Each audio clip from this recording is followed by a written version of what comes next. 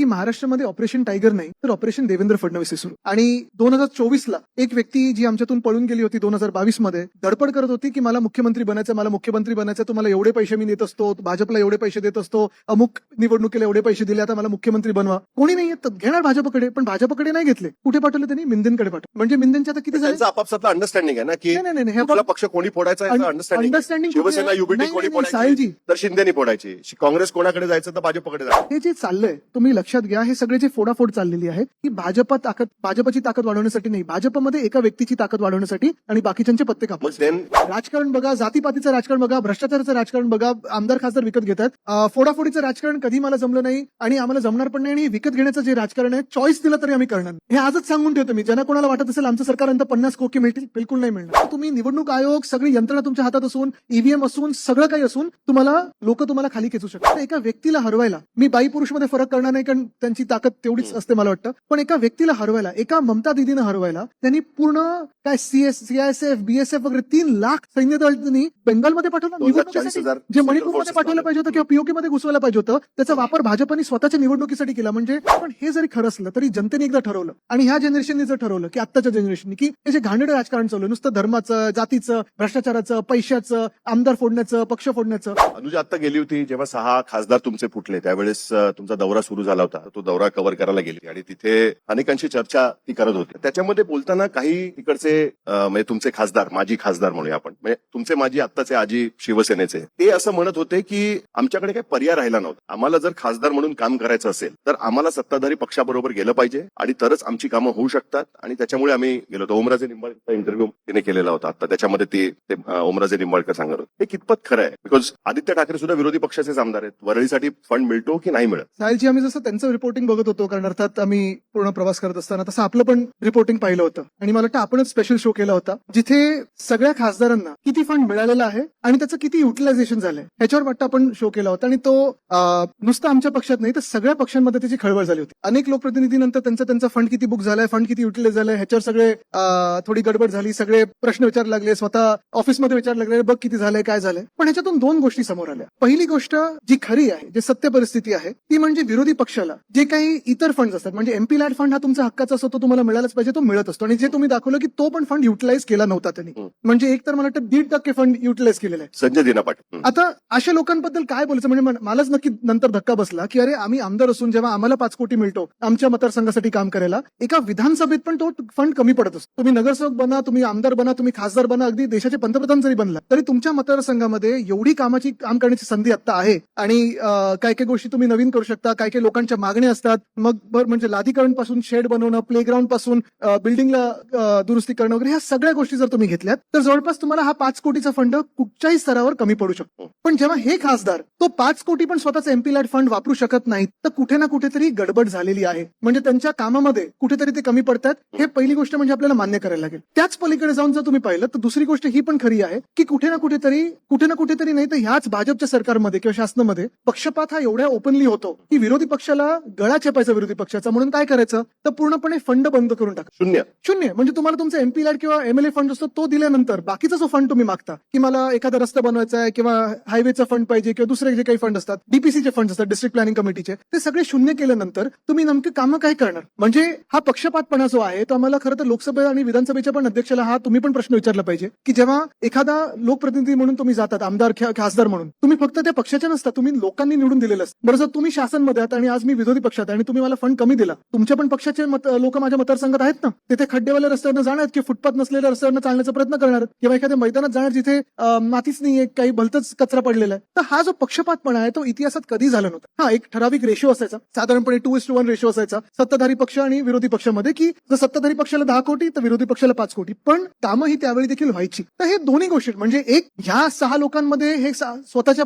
MP lad फंडाची कामं पूर्ण नाही करू शकली, म्हणजे 5% पण पुढे काम झालं नाही मला वाटतं. आणि दुसरी गोष्ट हीच आहे की गळा चेपण्यासाठी, गळा दाबण्यासाठी तुम्ही जर अशा पक्षपातपणा करणार असाल तर मी कशाला ठेवताय काही, म्हणजे तुम्ही पार्लमेंट आणि विधानसभा देखील कशाला ठेवता? स्वतःचे जे मंत्री आहेत त्याच्यातच चालवा सरकार सगळं. पण याचा अर्थ असा की कुठेतरी त्यांना आपल्या मतदारसंघातल्या लोकांसाठी फंड मिळत नव्हता, यासाठी सुद्धा ते गेलेले असतील, ही शक्यता नाकारता येत नाही. बघा, तुम्हाला सांगतो, हे एक निमित्त झालं. जर मी सांगितलं की त्या निमित्ताने ही खरी परिस्थिती लोकांसमोर आली.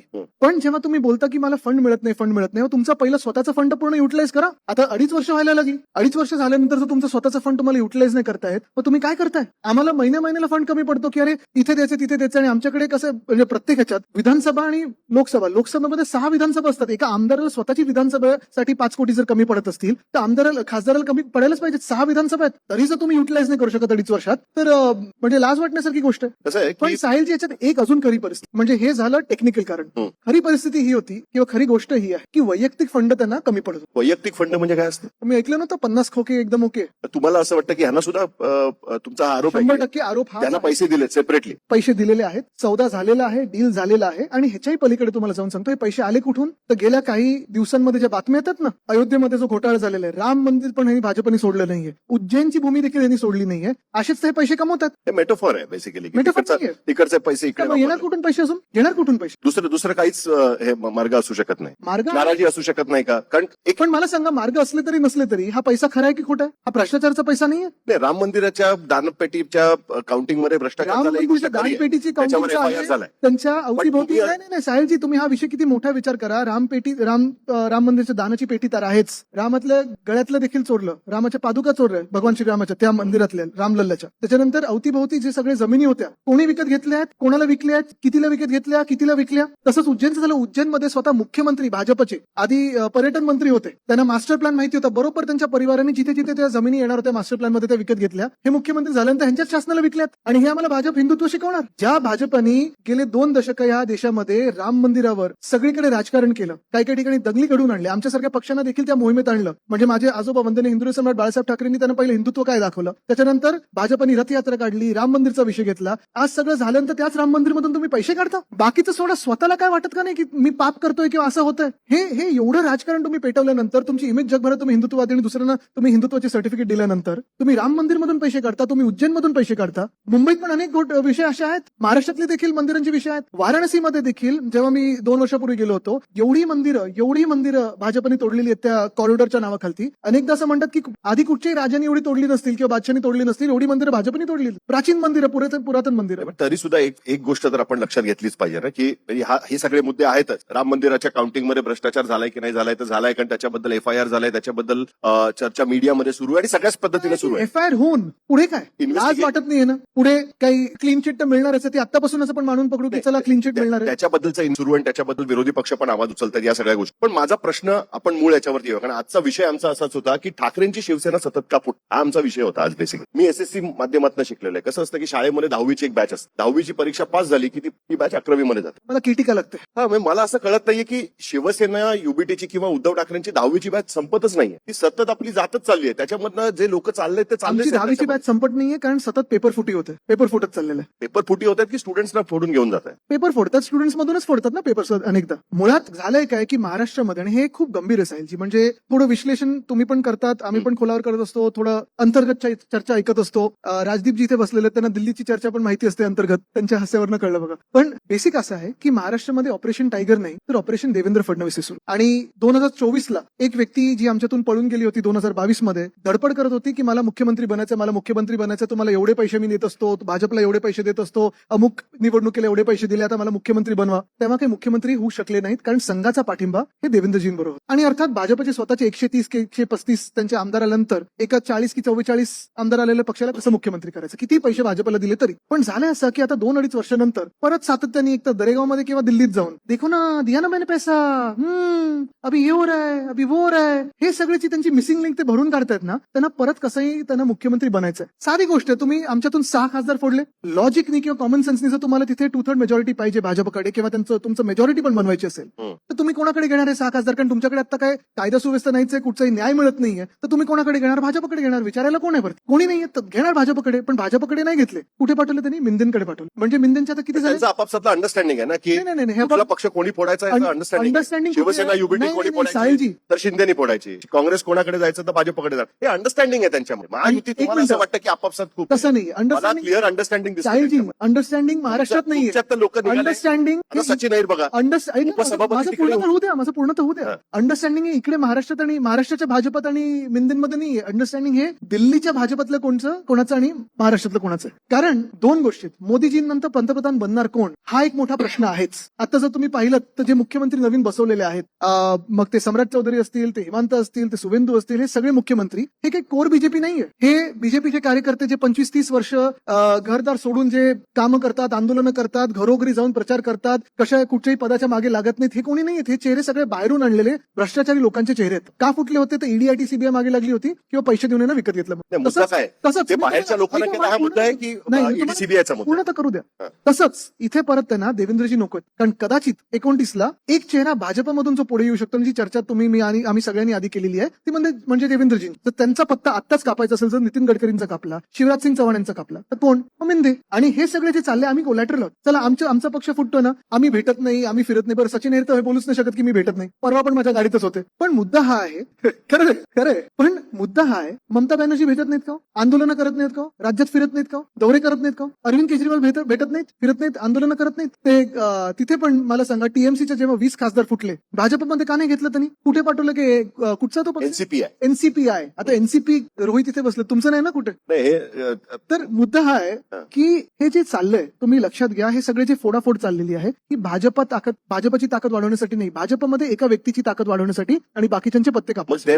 म्हणून आमची 10वीची बॅच मागे राहते. मग then you did a bad colleges आम्हाला नवीन काढायला. मग then you did a bad politics. त्यापेक्षा 2019 मध्ये तुम्हीच जर देवेंद्र फडणवीसांना मुख्यमंत्री बनवून टाकलं असतं, त्यांना शिंदे राहिले असते ना, शिवसेना तयार झाली असती ना, त्याच्यातनं काय म्हणजे जे सगळ्या गोष्टी झाल्या आम्ही हे मान्य करतो की आम्हाला राजकारण जमत नाही. इतर राजकीय लोकांसारखं जे घाणेरडं राजकारण आहे ते आम्हाला जमत नाही. तुम्हाला फ्रँकली सांगतो, आता पण जे काही 2-2.5 वर्षामध्ये चालू म्हणायचं की स्मार्ट पॉलिटिक्स. आता तुम्ही त्याला टॅग कसं देता? म्हणजे येऊन तुमच्यावर कोणीतरी चिकन फेकून गेलं. पॉलिटिक्स ना, यू शुड हॅव अलाउड की देवेंद्र फडणवीस तुम्ही मुख्यमंत्री बना, मग त्याच्यानंतर पुढच्या सगळ्या गोष्टीच घडल्या नसत्या. अनैतिकता किंवा भ्रष्टाचार किंवा घाणेरडं राजकारण, ह्याला मी स्मार्ट पॉलिटिक्स कधी म्हणणार? स्मार्ट पॉलिटिक्स म्हणजे तुम्ही पॉलिटिक्स कमी पॉलिसी बद्दल जर बोलायला लागलात ना, तर त्याला मी स्मार्ट पॉलिटिक्स बोलेन. या ना, चर्चा करा. किती विषयात काल परवाकडेच मी अजून एक इंटरव्ह्यू बघत होतो आणि तुम्हाला मी ह्या विषयावर परत का खेचतोय, कारण जर मी नागरिक म्हणून विचार केला किंवा एक साधारणपणे तरुण व्यक्ती म्हणून विचार केला, तर अनेकदा मी पाहतो आता हे होर्डिंग्स बॅनर्स पण मी 2-3 वेळा मुख्यमंत्र्यांना लिहिलेलं आहे की अरे तुम्ही होर्डिंग लावायचं बंद करा, तुम्ही जगातला सर्वात मोठा पक्ष, आम्ही तुमच्यापेक्षा एक पाऊल पुढे टाकू होर्डिंग बॅनर्सचं. किती पाहिजे होर्डिंग बॅनर्स? किती राजकीय लोकांचे चेहरे पाहिजे? सण आले की होर्डिंग, पक्ष बदलला होर्डिंग, वाढदिवस आला की होर्डिंग, हे सगळं तर आहेच. पण साहिलजी तुम्हाला खरं सांगतो, वीट आल्या लोकांना अक्षरशः कंटाळा आलाय आपल्या महाराष्ट्रातल्या राजकारणाचा. आपण आधी बोलायचो आपण बिमारू राज्यांसारखे नव्हतो, आता तसेच व्हायला लागलं, त्याच्यापेक्षा खराब व्हायला लागलं. राजकारण बघा, जातीपातीचं राजकारण बघा, भ्रष्टाचाराचं राजकारण बघा, आमदार खासदार विकत घेतात. तुम्ही एक मिनिट विसरून जा तुम्ही पत्रकार म्हणून आणि घरी चर्चा करा की महाराष्ट्रातली राजकीय स्थिती काय. आवडेल तुम्हाला? तुम्ही ही जी काही राजकीय अस्थिरता महाराष्ट्रात पाहतायत, आज गुंतवणूकदार म्हणून विचार करा की जर मला मंत्रालयात जाऊन भेटायचं असेल तर एक मुख्यमंत्री, 2 उपमुख्यमंत्री, त्यांचे व्हर्टिकल आणि हॉरिझॉन्टल लेव्हल्स कोणाला तुम्हाला पटवायला लागेल. त्याच्यानंतर तुम्ही गुंतवणूकदार म्हणून या. तुम्हाला अजून एक स्टार्ट देतो.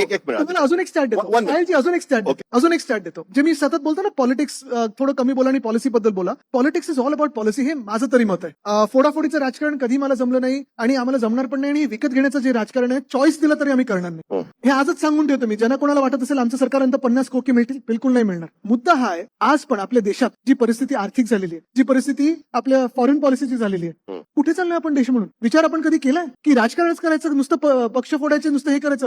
नीटचा पेपर फुटतो, टीईटीचा पेपर फुटतो, कुठे चाललोय आपण? ही गोष्ट विश्वास ठेवा माझ्यावरती. दरवेळेस बैठकच्या आधी मी ठरवून येतो की यावेळेस आपण आदित्य ठाकरेंबरोबर मुंबईच्या पॉलिसी बद्दल चर्चा करू, एन्व्हायरमेंट बद्दल चर्चा करू आणि त्याच्या बरोबर 1 महिना आधी तुमच्या पक्षात कोणी ना आता तुम्ही थोडं प्लॅनिंग त्यांच्याबरोबर करा की हे झाल्यानंतर फोडा. बद्दलच तुमच्याशी बोलावं. नाही, मग तुम्ही त्यांना सांगून ठेवा ना, आता येतील तेव्हा की जरा टायमिंग असं असतं ना की जेव्हा आमचं ठरतं की बाबा आपण कॉन्क्लेव्ह करूया, बैठक करूया, त्याच्या आधी 2 गोष्टी शिकण्यासारख्या आहेत. एक, कॉन्क्लेव्ह असली तर मग कॉन्क्लेव्हला पहिलं नाही बोलून टाका म्हणजे कोणी फुटणार नाही, किंवा कॉन्क्लेव्ह तुम्ही त्यांना विचारून करत जा. नाही, आपण आता गंभीर विषयावरती बोलूया. बिकॉज तुम्ही आता उदाहरणं दिलीत, कारण थोडंसं त्याच्याबद्दल आपण काउंटर करणं आवश्यक. काय तुम्ही सांगितलं की बाबा लोक बाहेर घेऊ नका. ओके, हे 6 खासदार जे तुमच्याकडे जे आता घेऊ नका नाही, ऐका घेऊ नका नाही, ऐकून तर घ्या. माझं पूर्ण तर होते. 2024 मध्ये तुम्ही आता हे सगळे निवडून आले होते शिवसेना युबीटीच्या तिकिटावरती. काँग्रेसच्या पाठिंब्याने हे 6 खासदार निवडून गेले होते. ते 6 खासदार कोण आहेत बघूया. Omraje Nimbal, not originally from Shiv Sena, काँग्रेसमधनं तुमच्याकडे आले कारण तिकडे पद्मसिंग पाटील होते. ते राजकारण तुम्हाला माहिती आहे. शिवसेनेत आले, त्याच्यानंतर आमदार झाले. संजय दिना पाटील राष्ट्रवादी काँग्रेसमधनं तुमच्या पक्षामध्ये आले, त्यांना तुम्ही ताबडतोब तिकीट दिलं आणि त्या ठिकाणी ते खासदार झाले. संजय देशमुख, ते तर बऱ्याच पक्षांमध्ये जाऊन आलेले आहेत आणि शेवटी तुम्हाला असं वाटलं की तुम्हाला तिकडे तिकीट दिलं पाहिजे. भाऊसाहेब वागचौरे, ते गेल्या वेळेस त्यांचं तिकीट कापून तुम्ही सदाशिव लोखंडेंना तिकीट दिलं होतं 19 मध्ये. 24 मध्ये त्यांना पाडण्यासाठी पुन्हा तुम्हाला भाऊसाहेब वागचौरेंना पक्षामध्ये घेऊन यावं लागलं. 6 पैकी 4 खासदार असे आहेत ह्याच्यामध्ये की जे ओरिजिनल शिवसेनेमधले नाहीये. आणि अशी अनेक उदाहरणं दिसतील आपल्याला. सचिन आहे, नॉट ओरिजिनली फ्रॉम शिवसेना, तुम्ही राष्ट्रवादी काँग्रेसमधनं घेतले होते. आणि त्याच दिवशी महाराष्ट्र नवनिर्माण सेनेत लोक अचानक उभे राहतात आणि म्हणतात अरे आमचेही 7 खासदार आपले काय नगरसेवक फोडले. त्यांचे खासदार अजून आलेले नाहीत, पण नगरसेवक फोडलेले होते. सो हे फोडाफोडीचं राजकारण असं तुमच्या नाहीये की मनात असेल तर होऊ अचानक आता शकेल व्हायला ते लागलं. हा? तुमच्या मनात असेल तर होऊ शकेल ते तुमच्या मनात असेल तर होऊ शकेल, ते तर मला विचारायचंच आहे. त्याच्यावर बरं आलं आठवण करून दिली. पण हे अरे यार, मीच कशाला आठवण करून देते. Thank you so much. मला त्याच्यावर तर जायचंच आहे. पण ही गोष्ट बघा साहिलजी, तुम्ही जे सगळी नावं घेतली ना, कसं आहे, माझा सांगायचा मुद्दा असा आहे, फोडाफोडी, पक्ष बदलून त्यांना तिकीट देणं, त्यांना प्रायोरिटी देणं, दुसऱ्या पक्षामधनं गेल्यानंतर ताबडतोब त्यांना तिकीट देणं, ही काय आजची गोष्ट नाही. तुम्ही ऐका केलेली आहे. साहिलजी, तुम्हाला सांग, हे सगळी जी तुम्ही नावं घेतलीत ना, ही कधी होती? सगळ्यांना ट्रान्सफर सीझन जसं असतं फुटबॉलमध्ये किंवा आयपीएल मध्ये, निवडणूक आल्यानंतर लोक पक्ष सोडतात आणि दुसऱ्या पक्षात जातात. This is acceptable. I tell you Y. Because ज्या लोकशाहीमध्ये आपण आहोत, तुम्हाला पूर्ण अधिकार आहे की तुमची जर विचारधारा बदलली, तुमच्या नेत्याबद्दल मत बदललं, तुमच्या पक्षाबद्दल मत बदललं, तर तुम्ही तुमचा पक्ष सोडू शकता, राजीनामा देऊ शकता, दुसऱ्या पक्षात जाऊन तुम्ही तिथून निवडणूक लढू शकता जर तुम्हाला तिकीट मिळालं तर. हे 6 जे लोक, पळकुटे लोक जे पळालेत ना, ते आमच्या चिन्हावर आता जिंकून आलेत. भाजपचा चेहरा नव्हता, मोदी साहेबांचा चेहरा नव्हता, हे उद्धव बाळासाहेब ठाकरे ह्या चेहऱ्यावर जिंकून आलेले होते. मनसेचे 7 नगरसेवक, हे ह्या चेहऱ्यावर जिंकून आले होते. त्याच्यामध्ये दिलीप पवार लांडे पण पूर्ण होते. सांग, पूर्ण करू दे ना. आणि हे जिंकून आल्यानंतर आता हे तिथे गेलेले आहेत. बरोबर. मुद्दा हाच येतो की आज जर तुम्ही आयपीएलची मॅच बघत असेल, राजीव जिथे आहेत ते अजून चांगलं विश्लेषण याचं करू शकतील. जर मी मुंबई इंडियन्स मध्ये आणि उद्या मला वाटलं नाही मला रॉयल चॅलेंजर्स बँगलोरसाठी खेळायचंय, मी आयपीएलची जर्सी घालून जाऊ शकतो का तिथे खेळायला? मुंबई इंडियन्सची जर्सी घालून जाऊ शकतो रॉयल चॅलेंजर्ससाठी खेळायला? राजीवजी काय म्हणतात? तर इन प्रिन्सिपल गोष्ट ही आहे ना की कुठे ना कुठेतरी न्याय निवाडा हा होणं गरजेचं आहे. आज टीएमसीचे तुम्ही 20 फोडलेले, तुम्ही आपचे फोडलेले आहेत, आमचे फोडलेत, असं म्हणतात सपाचे फुटतील, असं म्हणतात त्यांचे फुटतील, त्यांचे फुटतील.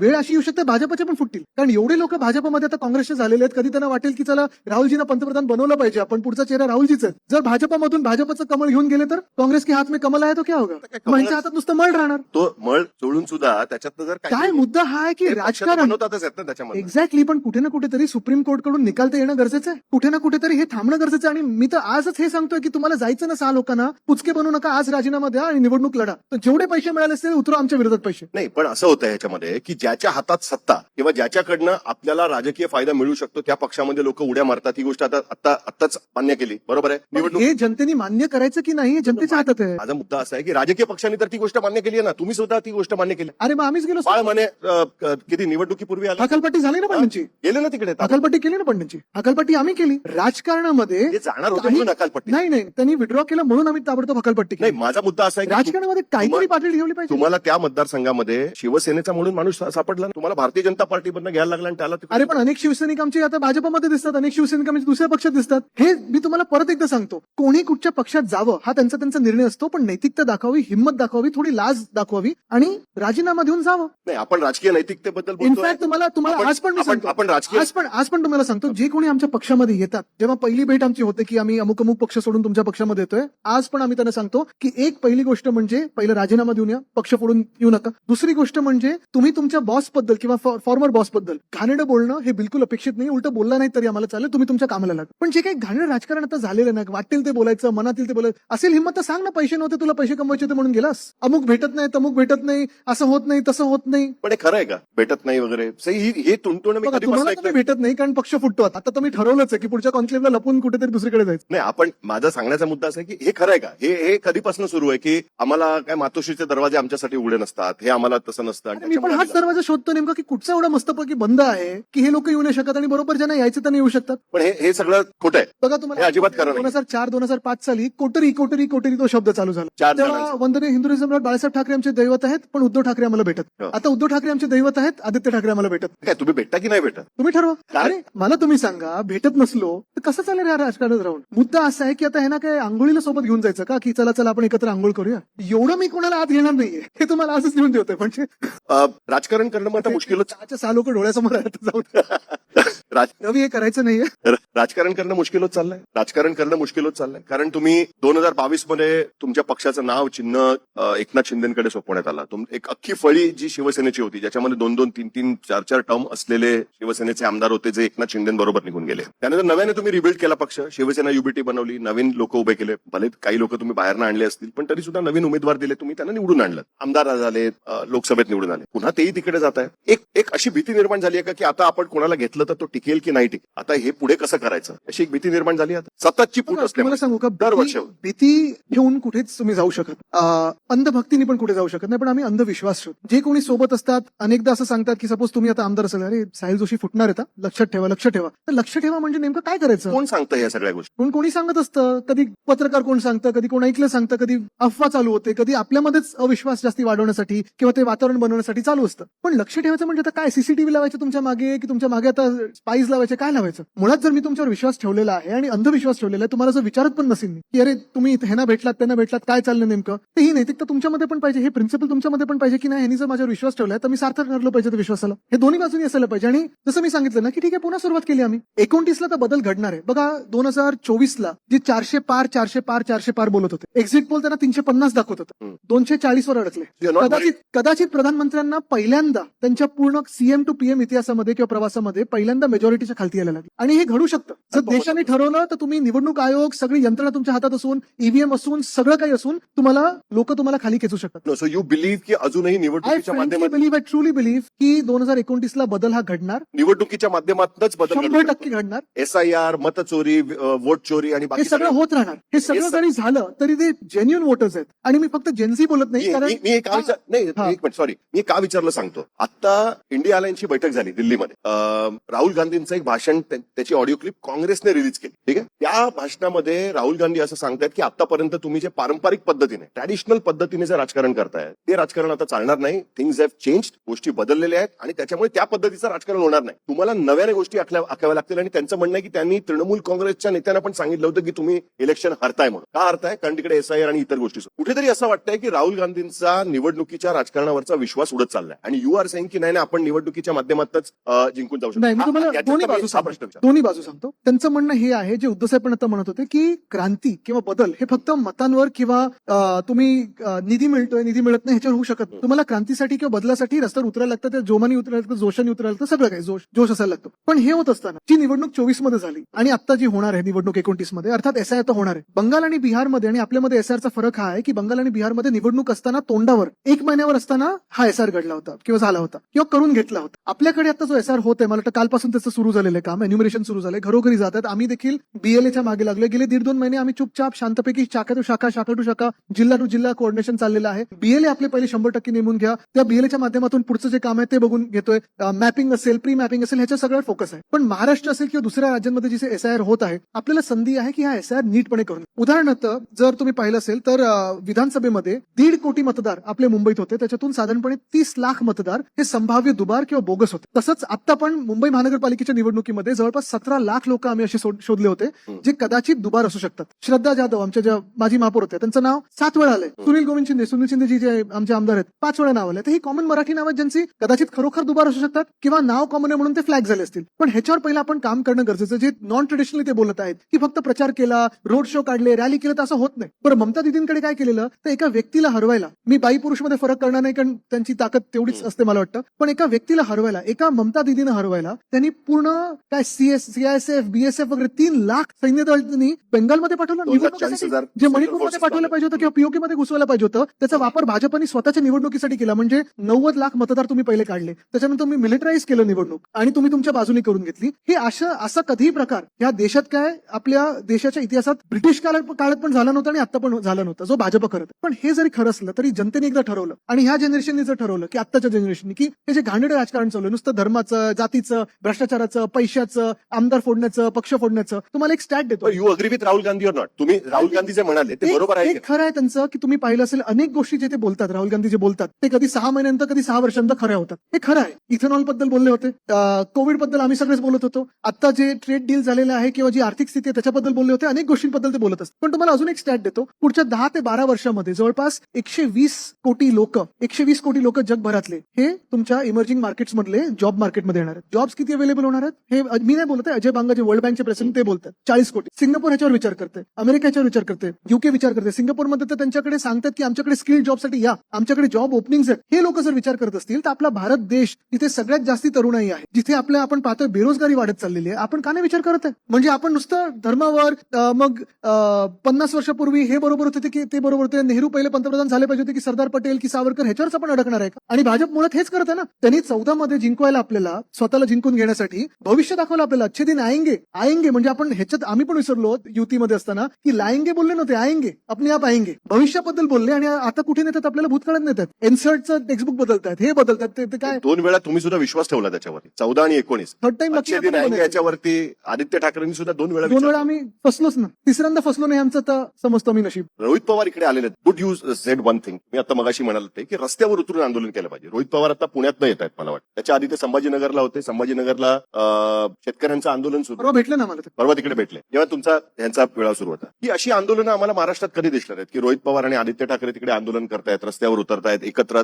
शेतकऱ्यांच्या मुद्द्यावरनं रस्त्यावर उतरून आंदोलन करतायत. हे कधी दिसणार आहे? तुम्ही म्हणताय की राहुल गांधी म्हणताय जेव्हा मेन स्ट्रीम मीडियाला कव्हरेज दिली तेव्हा तुम्हाला 100% तुम्हाला तो बिचारा आत्ताच वचन देतो मी. अभिजित दिपके तिथे आत्ताच वचन बसलाय. देतो. अभिजित दिपके तिथे अभिजित दिपकेचं आंदोलन हो मी मुंबईत दाखवतो बोलतोय मेन स्ट्रीम म्हणजे तुम्ही मुंबईत main you are more than mainstream, I am mainstream. You are on everyone's phone. I am a man agreed but Godi media with all due respect. Forget. I mean तुम्ही नाही ऐका मी रोहित तुम्हाला- पवारने असं नाही ऐका, विचारलं ऐका, की बाबा साहेबजी, mainstream media ऐका, cover करणार आहे की ऐका. नाही. रोहित पवार ते गेले आणि बसले संभाजीनगरला. मी ऐका. तेच विचारतो की ऐका. हे कधी दिसणार आहे आम्हाला? दिसणार तुम्हाला तेव्हा आम्ही करत असतो, दिसणार तुम्हाला तेव्हा जेव्हा टीव्हीवर ते दिसेल. But that is the only आता मला तुम्ही सांगा अभिजित दिपकेला किती लोक कव्हर करतात? परवा आम्ही टीटीचं आंदोलन कोल्हापूरमध्ये केलं, किती लोकांनी कव्हर केलं? त्याच्या आधी एमपीसीचं आता सगळं हे जे काय ऑनलाईनचं त्याचं online चालू आहे, मध्ये झालं. त्याच्या आधी नीटचं आंदोलन झालं आमचं, किती लोकांनी कव्हर केलं? आमचा तो म्हणजे तिकडचा मुलगा तरुण तो शहर प्रमुख आहे, तो आंदोलन करत असतो. नाशिकमध्ये एक आंदोलन झालं, गोदावरीचं आंदोलन जे झालं नाशिकमध्ये, किती लोकांनी कव्हर केलं? काल परवाकडे झाड पडलं, महापौरांचा फोटो आलाय, विरोधी पक्ष नेत्यांचा फोटो आलाय. तर मुद्दा सांगण्याचा हा आहे की आपण ऑफकोर्स म्हणजे सॉरी मी I don't mean to classify की मेन स्ट्रीम की नाही, तुम्ही ऑफकोर्स मेन स्ट्रीम आहात, महाराष्ट्रात कानाकोपऱ्यात तुम्ही बघितलं जातं. पण मी जे बोलतो जे दिल्लीचे चॅनल्स आहेत किंवा ज्याला अँप्लिफिकेशन मिळतं. आता तुम्ही मला सांगा परवा इंडियन एक्सप्रेसनी ती एक बातमी उज्जैनची एक्सपोज केली, किती चॅनल्सनी त्याला अँप्लिफाय केलं आणि आम्ही दोन्ही बाजूला राहिलेलो. म्हणून तुम्हाला सांगतो आम्ही जेव्हा भाजपसोबत होतो 2011-12 मध्ये एक आम्ही सिलेंडर घेऊन बसलो की पूर्ण नॅशनल पेपर्स मध्ये असायचो. रोहित तुम्हाला किती लोक दाखवतात आता ऑनलाईन टीव्हीवर? रोहित पवार कंप्लेंट नाही करू शकत मला वाटतं. मुंबई तकची कोणालाही कंप्लेंट नाही आहे. ते म्हणाले तिकडे आल्यानंतर सांगतील. नाही मुद्दा हा आहे सांगण्याचा की ती एक गोष्ट झाली आणि दुसरं म्हणजे अर्थात पण राजकीय- मीडियाच्या भरोशावरती ऐका, आंदोलन नाही करत. साहेबजी दुसरी गोष्ट म्हणजे 2020 ऐका ना माझं पूर्ण तर 2024चं उदाहरण तुम्ही आता मगाशी दिलं. मला तुम्ही सांगा 2024 आम्ही मध्ये. धारावीचं आंदोलन जे करतोय, मागच्या आठवड्यात शाहूवाडीचं आंदोलन झालं, त्याच्या आधी मी कुंभारवाड्यात जाऊन आलो होतो, त्याच्या आधी धारावी कोळीवाड्यात जाऊन आलो होतो. किती लोकांनी कव्हर केलं? रस्त्यावर तुम्ही जाताय रस्त्यावर. ही सगळी रस्त्यावरचीच आंदोलन होतं. म्हणजे रस्त्यावर काय बसलात, फुटपाथवर काय बसलात, मैदानात काय बसलात, ही आहेत जमिनीवरचीच आंदोलनं. बरं आम्ही काय किंवा आमच्या खासदारांनी काय, आमदारांनी काय किंवा जिल्हा प्रमुखांनी काय, कोणी जरी केलं, पक्षाने केलं तर ते एक गोष्ट झाली. दुसरी गोष्ट तुम्हाला एक महत्त्वाची सांगतो, कुठे ना कुठेतरी अजून एक असं झालेलं आहे की नुसतं विरोधी पक्ष नाही तर लोकांनी देखील तेवढं पुढे येणं गरजेचं आहे. कारण काय होतंय, एक थोडा जो गॅप मला महत्त्वाचा वाटतोय की अनेकांना वाटतं की नुसतं सोशल मीडियावर व्यक्त होणं म्हणजे सरकारला फरक पडतो. तिथे शेतकऱ्यांना 6 महिने बसावं लागलं तेव्हा तो फरक पडला सरकारला, कारण निवडणुका तोंडावर कृषी आल्या. कायद्यांच्या बद्दल कृषी कायद्यांबद्दल निवडणुका तोंडावर आल्या होत्या आणि त्यांचा सर्व्हे दाखवायला लागला. असं नाही होऊ शकत की फक्त आंदोलन झालं पण आम्ही शांत राहिलो. त्याचा परिणाम जसं पुण्यामध्ये मी अनेक वेळा ते रिव्हरफ्रंट डेव्हलपमेंट वेताळ टेकडीच्या आंदोलनात गेलेलं आहे. वेताळ टेकडीवाले तर बिचारे आता पण आंदोलन करत असतात. नाशिकमध्ये गोदावरीचं आता आंदोलन झालं, त्याच्या आधी तपोवनचं आंदोलन झालं. तपोवनच्या ह्याला पण मी गेलो होतो. गोदावरीच्या आधी मी 5 दिवस आधी जाऊन सगळ्या आमच्या नगरसेवकांनी सगळ्यांना भेटून आलो होतो. पण त्याचं जे अँप्लिफिकेशन व्हायला पाहिजे आणि जी स्थानिक जनता पण यायला पाहिजे, हे दोन्ही गोष्टी या होतात जेव्हा एखादं ती चळवळ बनते. त्याला चळवळ बनायला आता आपण पाहतो, आता त्या स्लंबर मधून आपण बाहेर येतोय. आतापर्यंत विश्वास नव्हता की आपण या महाशक्तीला हरू शकत होतो. आता तो विश्वास बसायला लागला. म्हणून तुम्ही पाहिलं असेल अभिजित दिपकेचं मी का उदाहरण दिलं, कॉक्रोच जनता पार्टी कसं सुरू झालं, कारण कोणीतरी सूर्यकांत बोलले बरोबर ते कॉक्रोच झालं, त्यांनी एक तो ट्विटर अकाउंट बनवला. त्यानंतर जो नीटचा पेपर फुटला आणि त्यानंतर जी लोक रस्त्यावर आली. आज आम्ही कधी मुद्दाम तिथे गेलो नाहीये, कारण ह्याचं कारण एकच आहे, अजून राजकीय रंग त्याला लागला नाहीये आणि मला वाटतं अजून लागूही नाही. तिथे जे लोक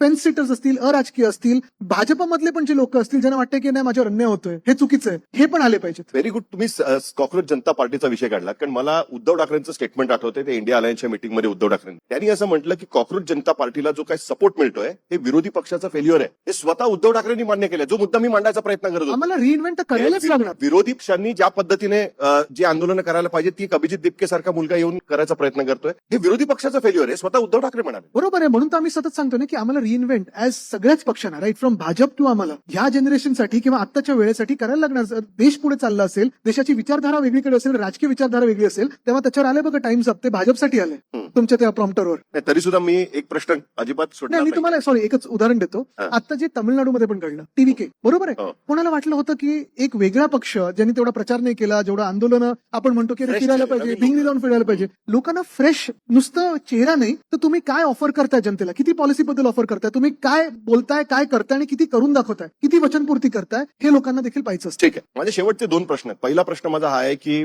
मला आठवतंय की ठाण्यामध्ये खूप आधीची गोष्ट आहे, 4 नगरसेवक फुटले होते आणि वसंत डावखरेंचा तिकडे उमेदवार निवडून आला होता महापौर पदावर. त्याचं पर्यावसन असं झालं होतं की तिकडे श्रीधर खोपकर यांचा खून झाला आणि शिवसेनेने त्यावेळेस दाखवून दिलं होतं की आमच्या विरोधात जर कोणी बंडखोरी केली तर त्याचं काय होऊ शकतं. आता तुडवा सांगून सुद्धा लोक तिकडे जायला तयार नाहीये. त्याचा अर्थ काय काढायला पाहिजे आपण, की कार्यकर्त्यांमध्ये तो जोश राहिलेला नाहीये, की आता त्याच्यात ते करण्याची कोणाची हिंमत राहिलेली नाही, की तयारी नाही. त्याचा अर्थ काय काढायचा. गनिमी कामासाठी थोडा वेळ लागतो, पण तुमच्यावर उचकाउचकीची केस होऊ शकते. मी विचारतोय, तुडवा हे शब्द तुम्ही म्हटलेला आहे. मला उद्या काय झालं तर साहिल जोशींनी मला प्रश्न विचारलेला आहे, उचकवलेला आहे. जोपर्यंत तुम्ही करत नाही तोपर्यंत ती केस आता अधिवेशन काय झालं तर बघा, आता तर असं वाटतं की ते होण्याची शक्यता नाही आहे. तुमच्यावर कल्पेबल पडेल. नाही ऐका, कसं असतं की ऑपरेशन तुडवा असेल किंवा जसं वेळ बदलतो वगैरे सगळ्या गोष्टी आहेत, पण कोणी स्पोरॅडिकली काय केलं, अर्थात ते त्यांचा तो राग आहे तो तिथे होऊ शकतो, तो आम्हाला माहिती नाही. पण निश्चित एक गोष्ट आहे की ह्या 6 पुचक्यांमध्ये निवडणूक लढण्याची किंवा जनतेत जाण्याची हिंमत. पण यू राजीनामा द्या. Worli why not? परत वरळीतच मी लास्ट टाइम पण बोललो, वरळीतून लढवा किंवा वाराणसीतून लढवा, नो प्रॉब्लेम. लढायची तयारी आहे पूर्ण. ऑफकोर्स, त्याच्यात काय. आणि आता